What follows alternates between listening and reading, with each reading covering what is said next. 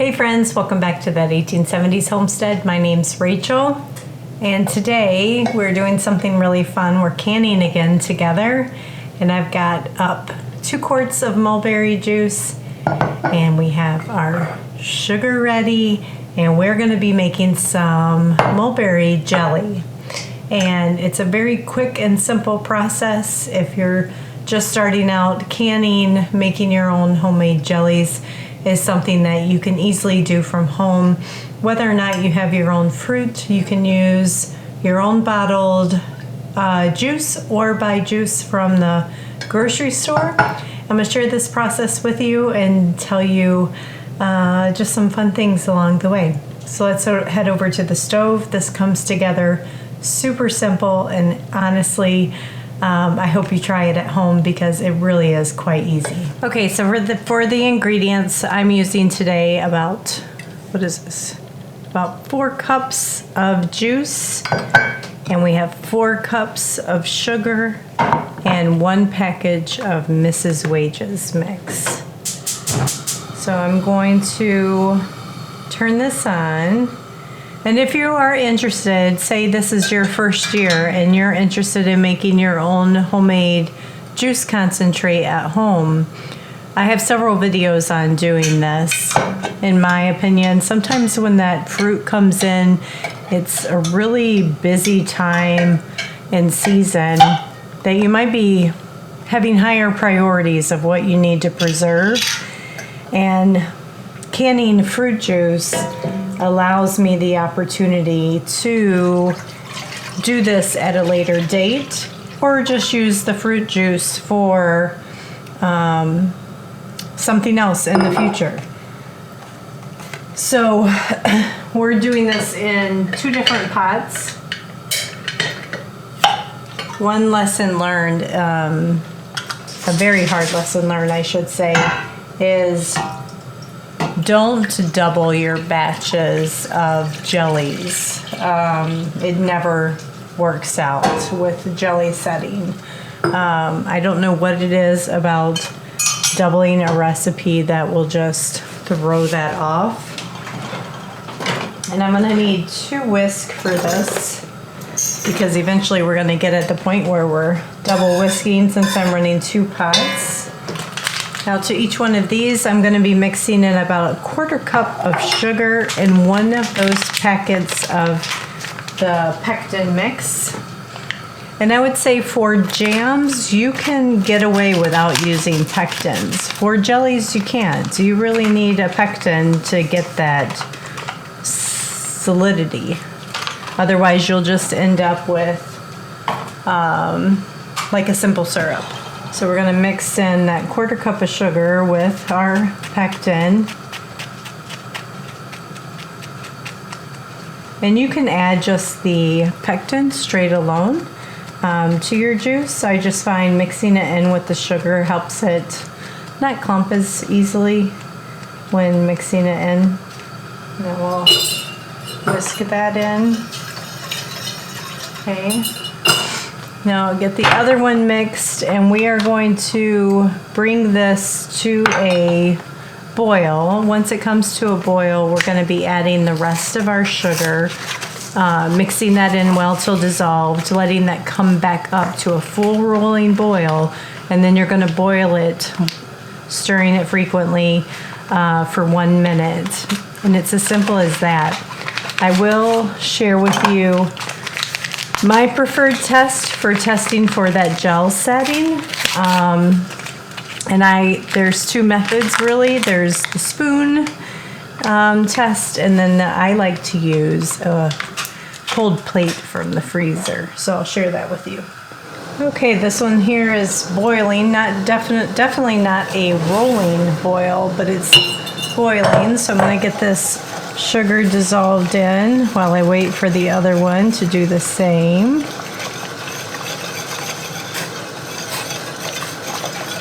And again, that was 4 cups of juice and 4 cups of sugar. There is which I've often used in the past, a low sugar option using a Pomona's pectin. but we're using this jelly for something specific. Okay, let's get over here. This one is going now. Get this one in. And this jelly has a very specific use, so I wanted to set up really well. And for the intended purposes of this jelly, I don't mind the standard jelly recipe. Okay, I think this one's good and dissolved. Just wait for that to come to a full rolling boil. This one's good. And then basically I'll just come through and from time to time give them a simple stir. And if you don't know what a full rolling boil is, that's where it's boiling, and when you stir it, you can't stir the boil away. It continues to boil. So once it gets to that full rolling boil, I will start a 1 minute timer. Okay, that one just finished. This one's got about 45 seconds left, so I'm going to count it out loud because I was double handing this, so. All right. Cut that heat off. So it goes so fast, and this will quite literally foam over. I've had it happen to me before, and I have remnants on this stove that if you boil jelly over, good luck ever getting that off. So really stay focused. You don't want children around at your feet during this time. And that 1 minute goes fast. Sometimes I have to adjust the heat really quickly just to keep it from boiling over. All right, let's do the plate test trick. And you'll see I do have a little foam on the top. We're gonna skim that off with a spoon. So I like to use a really flat, oh, come back light. I like to use a really flat kind of serving spoon for this job. And kind of just get that little layer of foam off. And honestly, for the purposes, I didn't tell you guys what this is for. Primarily, Todd loves his birds every spring, and he really does a good job taking care of them. And one of the birds that comes back in Michigan, and every summer, I'm not sure when they first arrive, maybe like May, June-ish, is the Orioles. And they like to eat grape jelly. Most people will just go and buy like Welch's or something like that. And a couple years ago, I had a huge batch of mulberry jelly, and I said, you know, let's try this instead of going and buying something, and they gobbled it up just the same. So I don't know if it's something about the purple color. And so this is specifically for the Orioles, and I have plenty of mulberry juice down in the basement pantry that if we want to make some for ourselves, we still have plenty of juice concentrate. But last year also, another idea with your juice concentrate is making popsicles, just straight fruit juice popsicles. I did that for the grandkids and look forward to doing that again. So we will link to the videos on the fruit juicer that we use. It's a steam juicer, and it works so well. So I'm not going to be too particular about getting every ounce of that foam off, but let's do the plate test. So I have an ice cold plate from the freezer, and you can just put some jelly on there and let it sit for a minute. Yep, so basically what you're looking for, it's still kind of hot. So normally you would walk away from this for like a minute, but if I can draw a line in it and it doesn't come back together real fast, anyway, that's what you're looking for. But I'll let this sit while we get this bottled up, and I'll show you what I mean.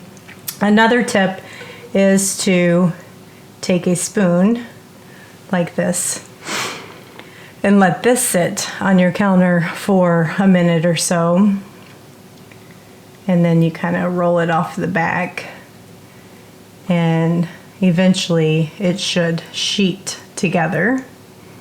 So yeah, see that? Can you guys see that, how it's dripping?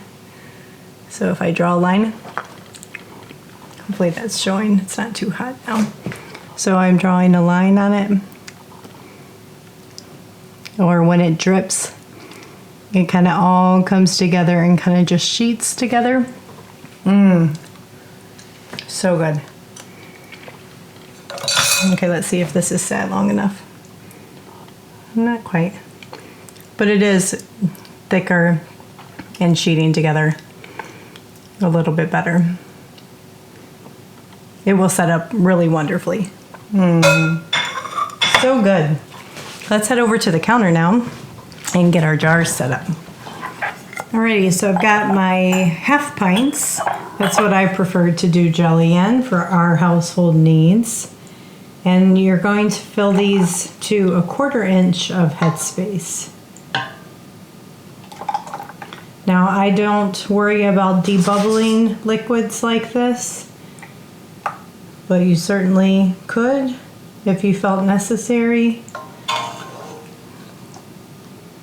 With liquids, the bubbles just naturally tend to rise to the top.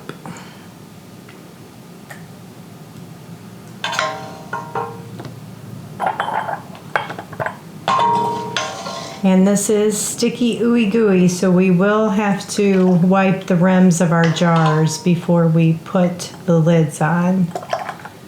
If you don't wipe the rims of your jars and you leave some food residue on there, it can create a false seal, especially with something sticky like this that's gonna potentially hold a lid on and not reveal that the seal has failed. So one thing to check when you're eating from your pantry is make sure that that button top is still securely down, like you can't flex the button on it.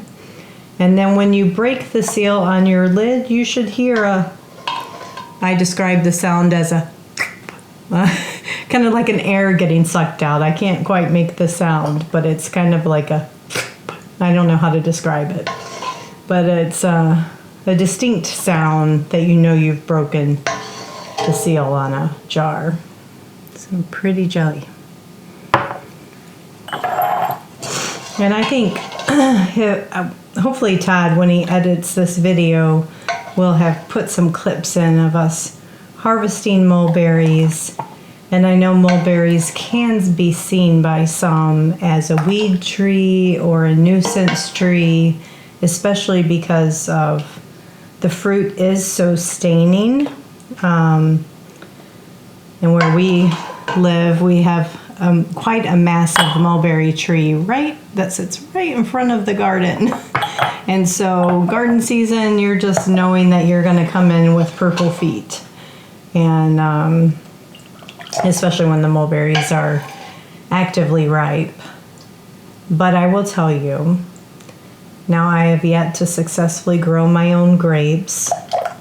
We don't harvest really enough blackberries or raspberries that I can make jellies and jams. But this mulberry, I think it's just as good as Concord grape, in my opinion. Now, I don't like, I'll tell you guys, I'm not a huge fan of mulberry without it being juiced. I'll eat some fresh from the tree just because it's fun and it's lovely. But to eat it like a jam or in a cobbler or a pie filling, it's quite seedy fruit. So I personally prefer it juiced. Okay, so that's a solid 6 half pints from that recipe and a little bit more. Okay, moving on to the next pot. We'll finish filling these jars and then we'll get to water bath canning. And honestly, how fast was that? Start to finish, less than 5 minutes of cook time, plus your jarring up and canning time. So simple. Now, like I was saying at the beginning of the video, don't feel like you have to grow your own fruit, juice your own fruit in order to make some of your homemade jelly and be able to do this very successfully at home. You can go as far as using frozen fruit juice concentrate and, you know, diluting that into juice, and or you can buy, if you find a deal on store-bought juice, you can totally use that. Just, you're going to want to buy juice that has no sugar added. Just straight, pure juice in whatever form or fashion. And now, because each fruit has its own level of sugar in it, follow the recipe in your pectin package for how much sugar you need to add. Now, mulberry is not in there, so I kind of go around a blackberry to a strawberry concentrate. Now, just a little bit left, so I'm just going to fill up this jelly jar, and not fill it up, but put whatever's left in it, and we'll just stick that in the fridge and use that for ourselves. Normally I would use vinegar to wipe the rims of my jars if I was canning something savory, but when I can something sweet, I just use hot water, so I'm not adding accidentally any extra vinegar potential flavor to whatever I'm canning. So this is just, and you see that purple on there? There was some jelly on that rim. So this will just make sure that we don't have anything icky sticky on the rims of these jars. And now this is super hot, so I don't have my canner going behind me, but before I put these in the jars, I'll make sure to bring up that canner water to a high temperature, and then I'll add these. All right, I have the canner now going behind me. Our rims are clean, so we can put our lids on. And these are 4 jars lids. So I do recommend 4 jars 100%. We have a discount code that will be in the description of this video if you're interested. But other canning lids, if you, for some reason, need them today and you're out at the store getting juice, I have never had a problem with Ball canning lids or Care. So those are the 3 main brands we use in this house. So all of our lids are on. I'll save that one for later. And then rims, finger tight. So you saw that? I'm just going till my fingers can't pull anymore.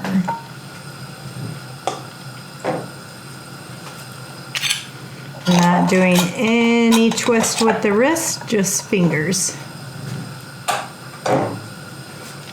And these are going to water bath can now for 10 minutes. Once it comes up to a boil, I should say. So we're going to get all these in there, and you will notice I am using my pressure canner. That is a tip for you guys too if you're just getting started out canning and say you don't have a lot of room for a lot of equipment. I would go ahead and just buy a pressure canner, and then you can have a dual purpose. So all I do is just gently set the lid on top. I don't lock it in, and then just for the purposes of keeping water from splashing everywhere. Oh, that lid's not setting right. I think I need a different lid for these. There we go. Like I said, just for the purposes of not having water splash everywhere. I just lost a whole thing of jelly. For some reason, these, I think, must have had different lids that went with them because these rings aren't holding. So sorry guys, I think I must have gotten flustered when I lost that jar in the canner. I was having issues. I had bought these jars that come with like a solid sealing lid on it, like not a ring and a lid, and I must have forgot to turn back on the camera. So let me tell you, put your jars in your water bath canner and let it come up to a boil.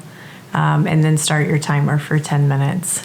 Turn the heat off from your canner, let your water cool down just a little bit, give it about 10 minutes. Take them out of the canner, and then you let your jars sit on the counter for 12 to 24 hours, and then they're ready to store away. So apologize for the video ending oddly, but man, what a bummer. So I'll see you guys on the next video.